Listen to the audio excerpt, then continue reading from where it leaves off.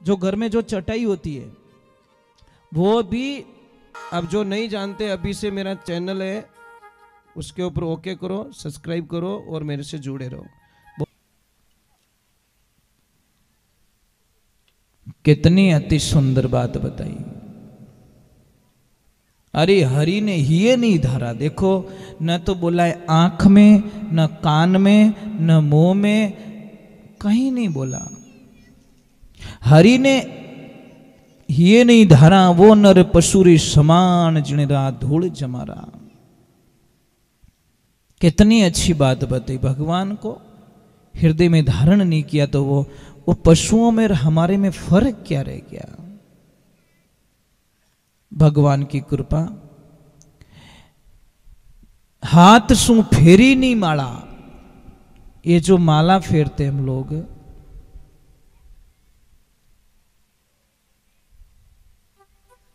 हाथ सु फेरी नहीं माला, वो नर हाथ कैड़ा के विजय वृक्षन का डाला। जैसे पेड़ पौधों के ये जो शाखाएं होती ना, उसके जैसा समान माना गया है। वो रूकड़ो है, इन्हें डाला है। पांव सु चलियो नहीं पासा, मतलब पांव वो धर्मरा काम मत नहीं गयो। मैं आपको एक छोटी सी बात बता रहा हूं आपको। आप अच्छे कोई कार्य करते हो, आप मुहूर्त निकलवाते हो, निकलवाते? ब्राह्मण देवता के पास में जाते हैं, बोलते महाराज मकान बनाना है, गाड़ी खरीदना है, ब्याह करना है, तो आप मुहूर्त निकलवाते हो कि नहीं निकलवाते हो? निकलवाते? तो मुझे एक बात का उत्तर भी दे दीजिए, तो गंदे काम में मुहूर्त क्यों नहीं निकलवाते? समझ में आ रहा कि नहीं आ रहा? मतलब गंदे काम के लिए कोई मुहूर्त नहीं है, अच्छे काम के लिए मुहूर्त। मुहूर्त तो गंदे काम में होना चाहिए। नियम तो यही है, कम से कम 2 महीने बाद में निकलेगा तो 2 महीने गंदे काम से बच तो जाएंगे कि यार मुहूर्त को नहीं रही, 2 महीने बाद रो मुहूर्त है, जीते तो बचोला, पर नहीं, मुहूर्त अच्छे काम का निकालो, बुरे काम का नहीं। और गंदे काम किसको सिखाने की जरूरत ही कहां पड़ती साहब, वो ऑटोमेटिक सीख जाता है। और अच्छे काम के लिए, अच्छी पढ़ाई करने के लिए लोगों को ट्यूशन भेजना पड़ता है, 2-2 लोग 5-5 लाख रुपया फीस भरनी पड़ती है, और गंदे काम के लिए 1 रुपया खर्च करने की जरूरत नहीं है, ऑटोमेटिकली वो गंदे रास्ते पे। देखो ये कथा क्यों सुनाई जाती है? सदमार्ग पे ले जाने के लिए, अच्छे रास्ते ले जाने के लिए। हो सकता है किसी को समझ में आ जाए और उसका बेड़ा पार हो जाए। कोई 2 भाई थे,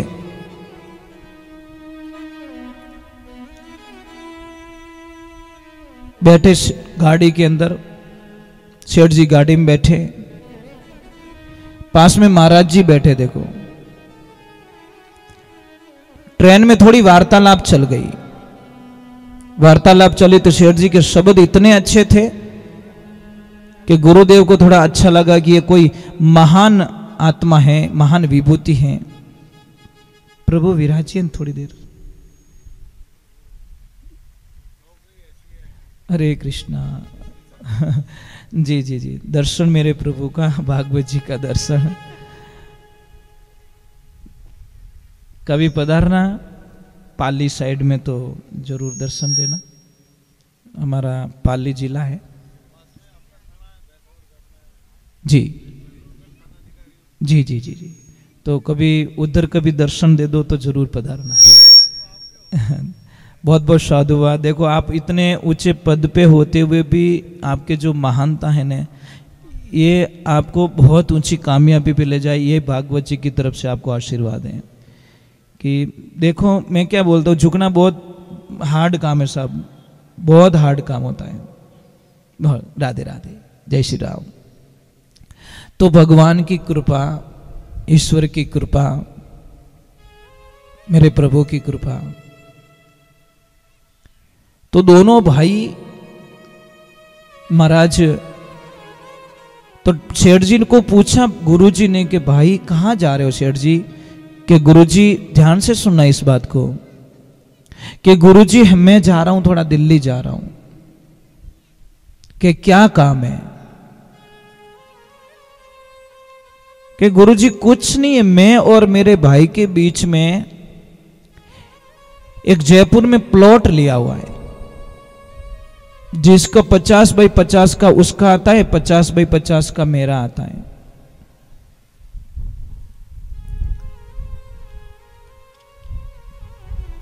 गुरुजी ने बोला पूजा पाठ कुछ करते हो? कि हाँ गुरुजी, मैंने 54 साल में 54 बार रामायण पढ़ ली है।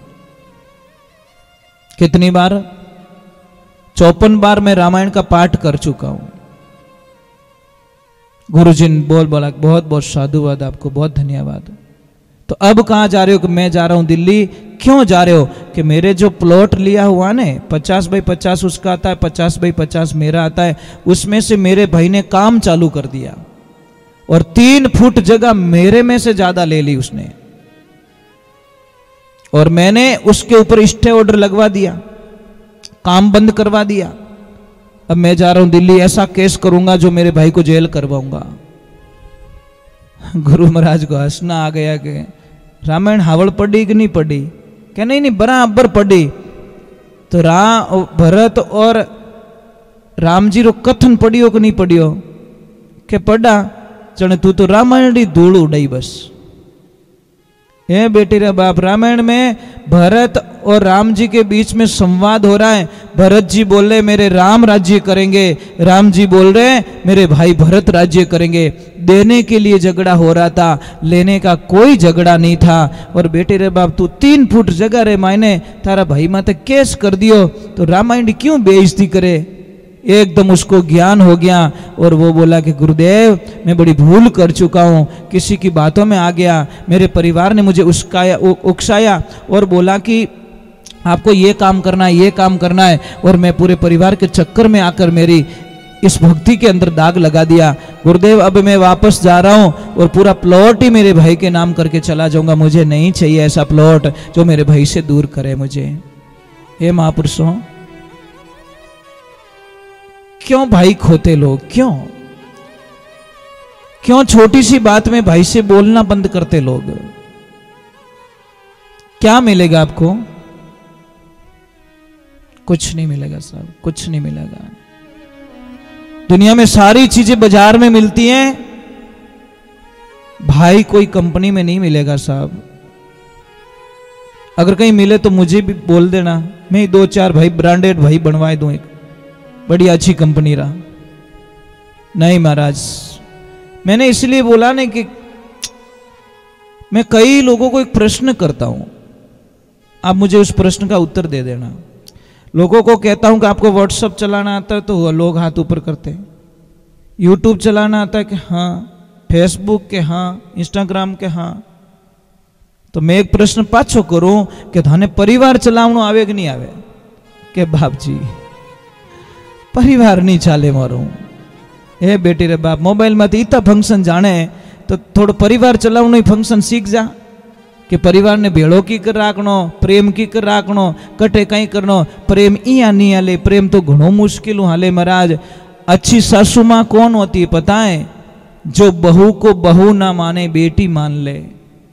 और सासू को पता चल जाता आखिर में मालकिन ये है, आखिर में मालकिन तो यही है, तो फिर मैं पहले स्वीकार इसको मालकिन क्यों ना कर लूं। पण कोई हाउजी री आदत है कि मैं बैठी जीते तो थने शांति जीवन दू को नहीं। मरिया पछे तू बोलो आनंद ले लीजिए, पण जीवती हूं जीते थने शांति रहने दू को नहीं। देखो सासू मां तो सासू मां वो होती है ना, बहू के जीवन का कल्याण कर देती है। कोई सासू मां थी और उनको पता चल गया कि मेरी बहू को अभी 1 बज गए और वो अपने कक्ष में चली जाएगी सोने के लिए, और 3 घंटे वो नींद लेगी, उसका टाइम हो चुका, काम पूरा कर दिया उसने, और वो अपना काम करके सो जाती है और मैं उसको डिस्टर्ब नहीं करती। पर 1:10 पे मेहमान आ गए। अब क्या करे? सासू मां से चला नहीं जाता, काम कर नहीं सकती, और मेहमानों को बिना चाहे तो भेज भी नहीं सकती। अब मेहमान जैसे ही जाने लगे, देखो वो कथा में जाने वाली थी सासू मां, कथा में, अब देखना कैसे चाय पिलवा देती है। वो बोलती है मेहमानों को, अरे रुको रुको प्रभु रुको, मेरी बहू है ना, मेरी बहू है ना। थोड़ा जोर से बोली ताकि बहू तक आवाज जाए। अरे मेरी बहू है ना, मेरी बहू है ना, इतनी बढ़िया चाय बनाती है साहब, इतनी बढ़िया चाय बनाती है, एक बार उसके हाथ की चाय पियोगे ना, मेरी बहू को जिंदगी में कभी नहीं भूलोगे। ये बात सुन ली बहू रानी ने, नींद आ रही थी, परंतु बात सासू माँ की मीठी मीठी बातें सुन ली और बोला कि मेरी तो बढ़ाई कर रही है। अंदर से आवाज आई, माँ 2 मिनट इनको रोकना, मैं अभी चाय बना के लेके आती हूँ। बहू गई, चाय बना के पिला दी। ये तो कई ज्ञानी हाउजी है, चाय तो बनवानी जती पण दिमाग बना। अब डायरेक्ट कहती अरे पड़ी कहीं है चाय बनावे को नहीं, जाने वो तपेलो ही लाइन मुंडा के मेलती, ले पी ले मुझ जैसे को तैसा। ये जिंदगी के एपिसोड होते, कुछ काम करवाओ, सांप भी ना, लाठी ना टूटे, सांप भी मर जाए, ऐसा इस जबान में अमृत है साहब। इस जबान में इतना जहर है कि महाराज दुनिया के जो सांप होते हैं वो तो 15-20 सेकंड में, आधा घंटा में उसको खत्म कर देता है, पर ये जहर हर सेकंड मारता है महाराज। इसलिए जहर ना उगलो, मीठे बोलो, कितोक जीणो महाराज, कितोक जीणो है, आनंद से जीना चाहिए। तो हम चल रहे हैं, भागवत जी के अध्याय में प्रवेश कर रहे हैं। यहाँ पे धुंधकरण का अंत होता है, उसका कल्याण होता है, और धुंधकरण जी महाराज को फ्री करके हम चल रहे भागवत जी के आगे प्रथम स्कंद में। भागवत जी सर्वप्रथम, थोड़ी सी आवाज बढ़ाना, सर्वप्रथम 4 श्लोक की भागवत जी भगवान नारायण ने ब्रह्मा जी को सुनाई थी। ब्रह्मा जी ने नारद जी को सुनाई थी, और महाराज नारद जी ने व्यास जी महाराज को सुनाई 4 श्लोक की। तो यहां पे सूत जी सोनक ऋषियों को महाराज सुखदेव जी महाराज का वर्णन कर लेते बीच में। तो उन्होंने बोला कि सुखदेव कौन है? अरे सुखदेव, सुखदेव तो इतने बढ़िया वक्ता हैं भागवत जी के कि उन्होंने राजा परीक्षित को 7 दिन में मोक्ष करवा दिया। महाराज कहते हैं कि गोलोक धाम में राधा रानी आनंद से रह रहे, खुशी से रहे। उनके पास में एक शुक नाम का तोता था, वो हमेशा आसपास में खेलता, अटखेलियां करता, आनंद लेता और मां को छोड़ के कहीं नहीं जाता। नारायण ने बोला कि अगर कोई मेरा भक्त नहीं जाएगा मृत्यु लोक में तो वहां से भक्ति का विनाश हो जाएगा, ज्ञान और वैराग्य पूरा समापन हो जाएगा, प्रसार प्रसार कौन करेगा? तो उन्होंने उस सुख को बोला कि तू जा मृत्यु लोक में और जा और भगवान के गुणगान का प्रसार प्रसार कर। तो उन्होंने मना कर दिया कि नहीं माँ, मैं जाऊंगा तो श्री हरि नारायण की माया मुझे लपेट लेगी और ऐसा लपेटेगी कि मैं उस माया, ये क्या है? ये सब माया है, जो दिख रहा है सब माया है। माया का मतलब क्या है पता है? रहने वाली नहीं है। माया और काया कभी नहीं रहेगी। आप अपने शरीर को देख रहे हो, ये एक माया है, ये लीला है भगवान की। हमको शरीर दिया और शरीर वापस ले लिया जाएगा। कुछ टाइम के लिए दिया है, किसको 50 साल, किसको 60 साल, किन्हें 20 साल में ही जानो पड़े, किन्हें 5 साल में निवड़ना पड़े, भाई तारो टाइम पूरा हो गयो। ये उस परमात्मा की लीला, इसके ऊपर अहंकार घमंड मत कीजिए, क्योंकि अब है और थोड़ी देर बाद में नहीं है। कोई भरोसा, कहीं टा हवा एटनू चालती एटनू चाल जातो, कहीं भरोसा महाराज। और उनाळो वायरो वा जाए ने मेणा रत लाग जाओ, धान फिर जाया करे, ध्यान राखजो। फसल माती तो अहंकार मत करजो। एक रात्रि हवा पूरा धान ने फेर दे, जटे 40 मण पाकनो चीज आवे, 12 मण रोज लाटो आवे, पछे कहीं के हवा फिर गई साहब, कहीं कियो? अरे बेटी रे बाप, 2 दिन में पूरा धान ने पकाई दियो, मेणा रत लाग गई, हवा पकाई दी विने। तो महाराज अहंकार कभी मत करो। तो भगवान की कृपा होती है, ईश्वर की कृपा होती है। तो इस जीवन को समझने की कोशिश कीजिए, जीवन को समझना पड़ेगा हमको। तो कहते हैं कि सुखदेव जी ने मना कर दिया कि मैं माया के चक्कर में पड़ा, तो माता रानी ने, राधा रानी ने कहा कि जाओ तुम, माया तुम्हारे पर बिल्कुल असर नहीं करेगी, इसका आवरण नहीं आने दूंगी मैं। अब मैं जन्म कहां लूं? तो राधा रानी का आदेश होता है, जाओ कैलाश मानसरोवर, भगवान श्री भोलेनाथ तप कर रहे हैं, वहां पे जाओ, वहां से आपका भक्ति का कुछ काम स्टार्ट होगा। एक नियमित होती महाराज। अब भगवान की कृपा से सुख जी वहां जाते हैं, एक सुखी के गर्भ में जाते हैं और अंडे के रूप में वहां पे इस मृत्यु लोक में आते हैं। इधर देखिए नारद जी का कोई प्लान फेल नहीं होता। इको आ रहा भैया, इको कम करो। नारद जी का कोई प्लान फेल नहीं होता महाराज जिंदगी के अंदर। अब भगवान की ऐसी कृपा हो गई, नारद जी गए कहां? मां पार्वता जी के पास में। और पार्वता, देखो नारद जी का जो भी प्लान होता है ना, वो जगत कल्याण के लिए, ध्यान रखना। चाहे किसी को भी मिले नारद जी, वो जगत का कल्याण करने के लिए मिलते हैं। कहते हैं कि जिस घर में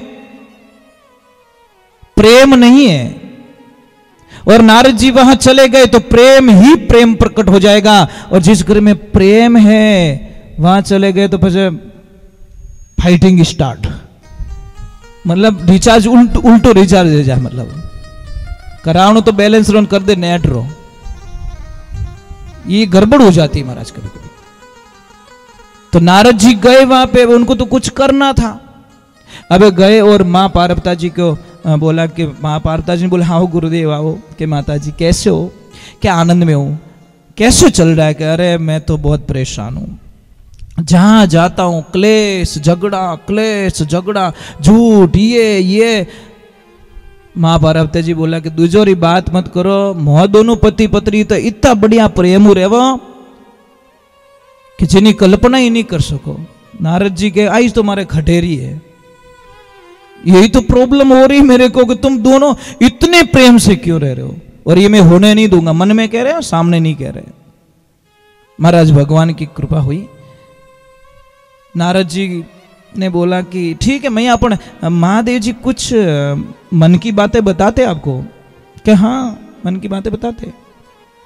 जिस समाधि में जाते, जिस भगवान के दर्शन करते, समाधि खुलती मुंह बता देते, कृष्ण आए थे, मैंने राम को देखा, नारायण को देखा, ये सारा वृत्तांत मुझे सुना देते हैं। अरे वो महादेव जी झूठ बोलते हैं।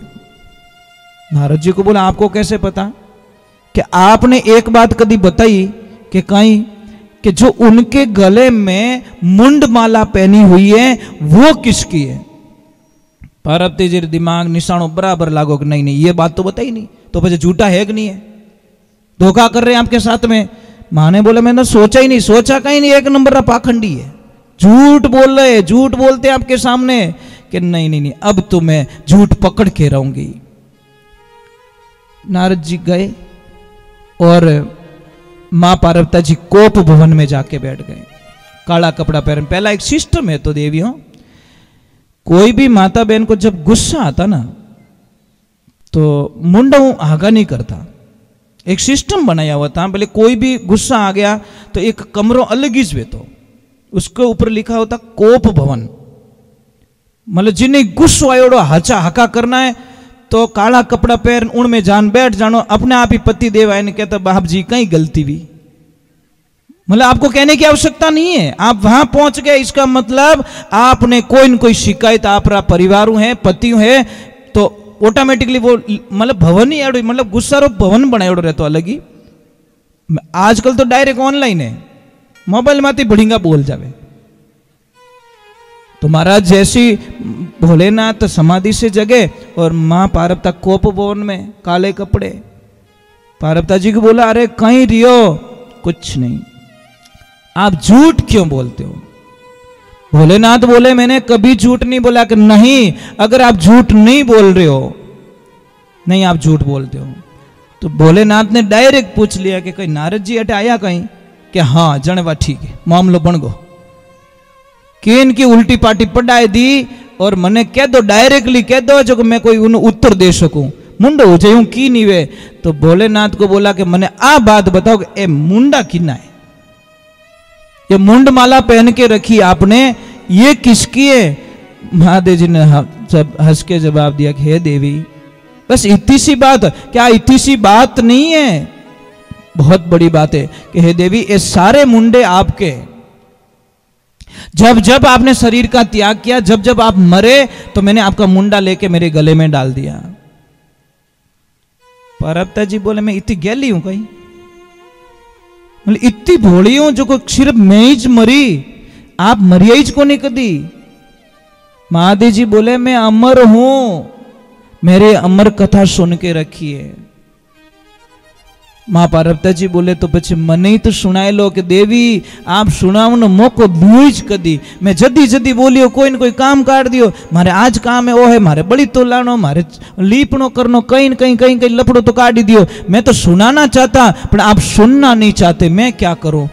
कि भोलेनाथ जो हो गया सो हो गया, अब मुझे अमर कथा सुना लीजिए। वो अमर कथा कौन है? भागवत श्री महापुराण, यही अमर कथा। अब भोलेनाथ बोले कि देखो पहले तो जाओ और आवाज लगा दो, यहां पे सिर्फ हम दोनों ही होने चाहिए, जाओ आवाज लगा दो, कोई नहीं होना चाहिए। देवी ने अपनी आवाज लगाई, सबको बोल दिया कि हमारे कुछ काम है 7 दिन का, 7 दिन तक इस आसपास में कोई आना मत। अब सुखी ने जो अंडा दिया को सेव रही थी वो, पर 1-2 दिन ही हुए थे, जीव प्रकट हुआ था, परंतु तो उसको भी जाना पड़ा, वचनों का पालन करना जरूरी था। महाराज भोलेनाथ ने बोला हुंकारो देना जरूरी है, मैं आंखें बंद करके कथा करता हूं और आपको हुंकारा देना जरूरी है। हुंकारो देवो जीते कथा हलेला, हुंकारो बंद कथा ही बंद। माता जी बोले मैं हुंकारा दे दूंगी बराबर। अब देते गए देते गए देते गए, सुनते गए, हुंकारो देता गया। 10वें स्कंद तक तो मां पार्वती ने बराबर ध्यान रखा।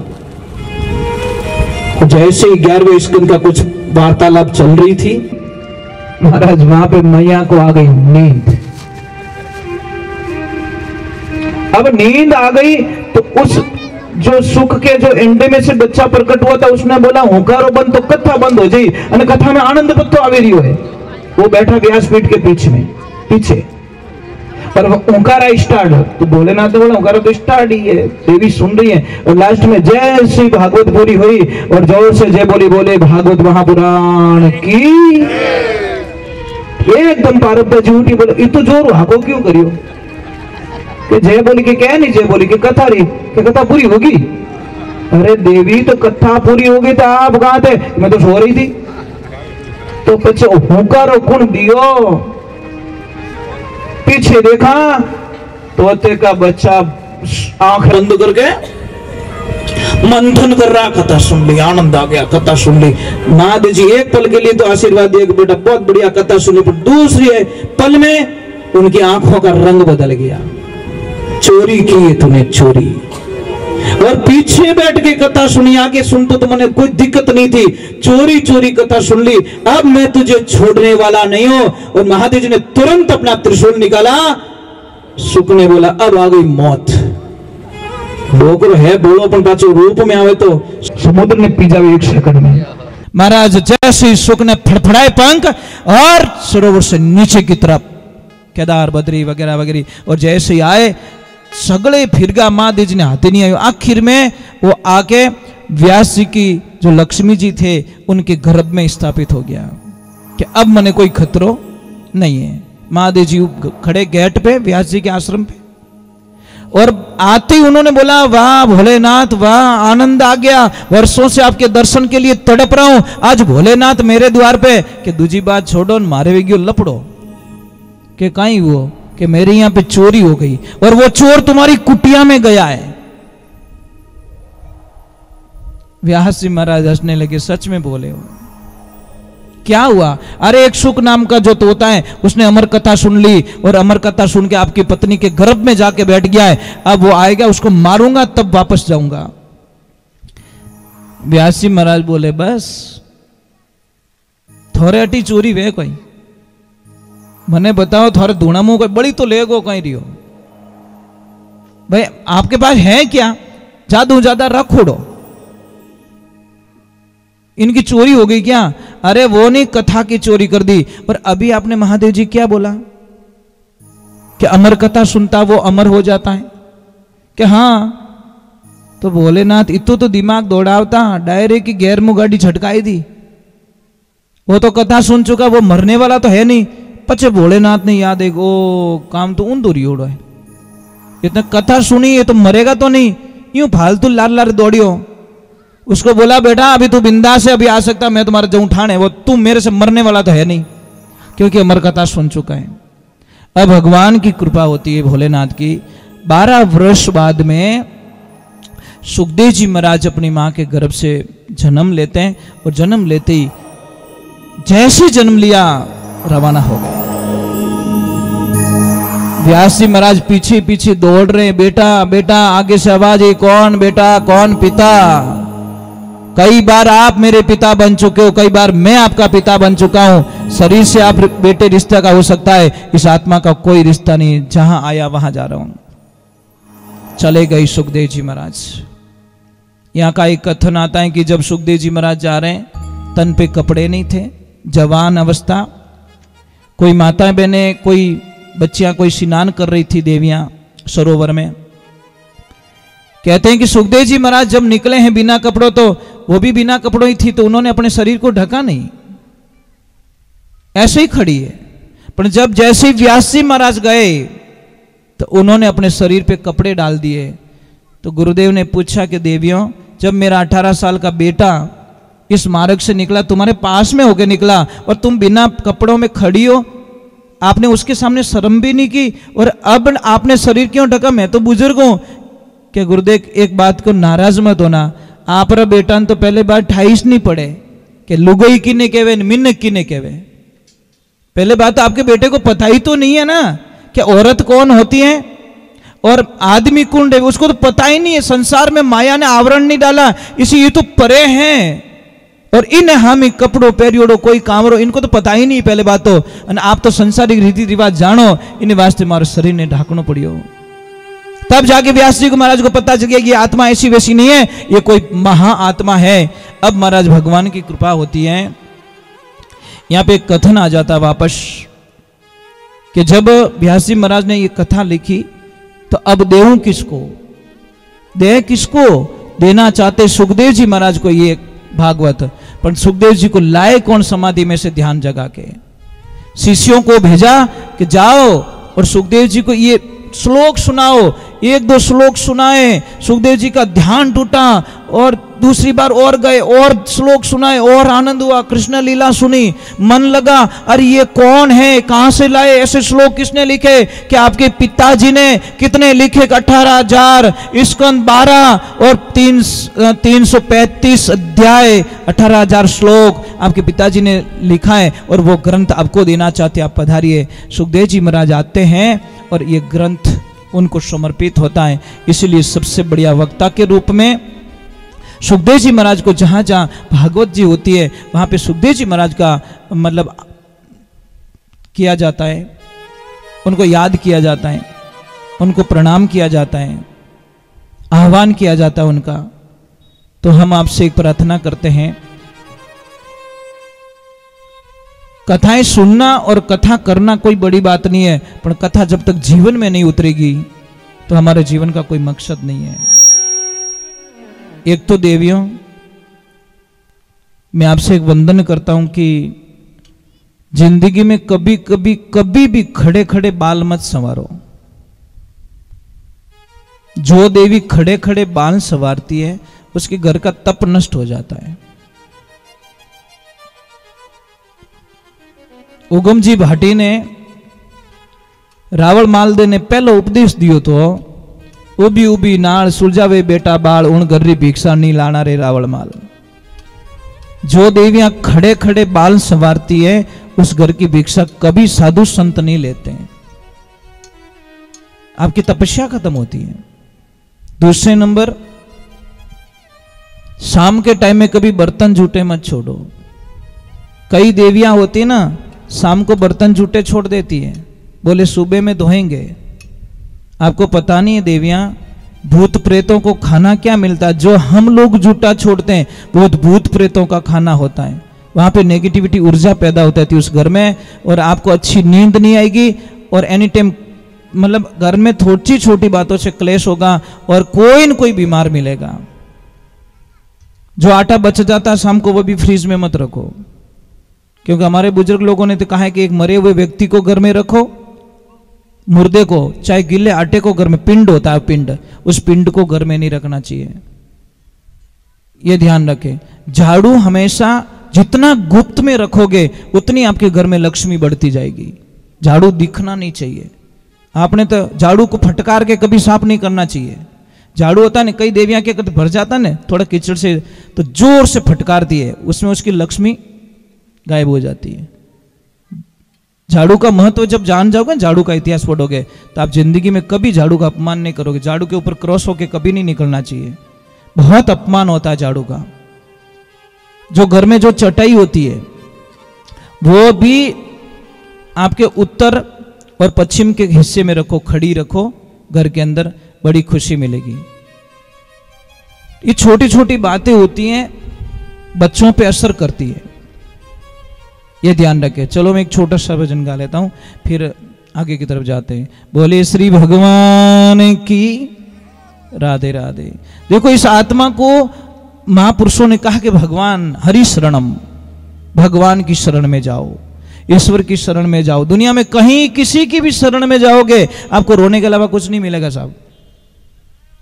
या तो वो आपकी मजबूरी का फायदा उठाएगा, ये पक्की गारंटी है, या फिर आपको जाके मार्केट में प्रचार करेगा। किसी से भी रिश्ता जोड़ना नहीं, कोई सगा गिनाए तो क्या मोरा व्यवहार सा अच्छा है ना, मोरा व्यवहार सा अच्छा है, मोरा जमाई सा अच्छा है। मैं आपको एक बहुत ही अच्छा सूत्र बताता हूं। सगाई अगाई करने के लिए आए ना, सगाई नहीं होवे ना उससे पहले एक शब्द जरूर बोल देना कि व्यवहार सा आप री बेटी मोने देवे रही हो कि हाँ सा। दूसरी तो कोई तकलीफ नहीं है, ज्यादा कोई प्रॉब्लम नहीं है। एक 50 लाख जीतो कर्जो है वो धीरे धीरे उतर जाए। अगर निभाने वाला होगा वो बेटी दे देगा, नहीं तो थोड़ा मुंडो ही पासो नहीं देखे, नेड़ो ही नहीं आवे, फोन ही नहीं उठाए, आगे जान ब्लैक लिस्ट में कि आगे दिवाली आ रही हो रहा है तो एक ही मारी बेटी ने सुखी रही। अरे आपको भाई परखना तो पड़ेगा ना, क्यों देसी का पैसा देकर डालडा खा रहे हो? पहले तो अच्छे दिखते लोग, ये पछे ओटा काटे, इनका तो पहले ही परख लो कि ओ मारो साथ निभाई सके कि नहीं निभाई सके, तो ढा तो पड़ जाई। निभावन वालों तो कहीं कोई बात नहीं, मिन को मातीज पया रहे वे भाई साहब चिंता मत करो, आज नहीं तो कल नहीं 5 साल बाद में आप पैसे से फ्री हो जाओगे, कोई दिक्कत नहीं। अपन वो तो खुद ही दिवाली हो इंट बेटी देन कहीं करो, वो ऑटोमेटिकली 1 मिनट में। और जो आपने ज्यादा फोन करे दोस्त क्या दी रात कोई काम रहे तो मने कीजिए, खाली इतु ही कहना 25 लाख रो लॉस रह गयो है, फिर आधी रात रखो दिन रही को हम नहीं आता, फोन ही नहीं उठावे। ये कड़वा सत्य है महाराज, मजाक नहीं करो, कड़वा सत्य है। पर क्या करे महाराज, दुनिया को मेकअप पसंद है, मेकअप। क्या पसंद है? मेकअप। मेकअप हमारी भाषा में झूठ कहते हैं उसको। इसलिए भागवत जी में पहला शब्द का प्रयोग किया सत्यम धीमहि, सत्य ही सब कुछ है। आपको 100 झूठ बोलने से बढ़िया एक सच बोल जाओ, बात खत्म कर दो। 100 झूठ बोल रहे हो, इससे बढ़िया एक सच बोल जाओ। मेरे गुरुदेव ने कहा कि बेटा 100 किलो चांदी मत खरीदना, 1 किलो सोना ले लेना। तो मैंने बोला गुरुजी 99 किलो का घाटा करवा रहे हो? कि बेटा 100 किलो चांदी के 60 लाख होते हैं, 1 किलो होना रही 60 लाख रहे, तो 99 किलो बोझ लिया क्यों फिरे? समझ में आ रही नहीं? जब 1 किलो से वो काम हो रहा है तो मैं 99 किलो वजन क्यों ज्यादा लूं? इसका मीनिंग क्या है? 100 झूठ बोलूं इससे बढ़िया मैं एक सच बोल जाऊं, बात खत्म। अगला जो भी सजा देगा कायम है। तो चलो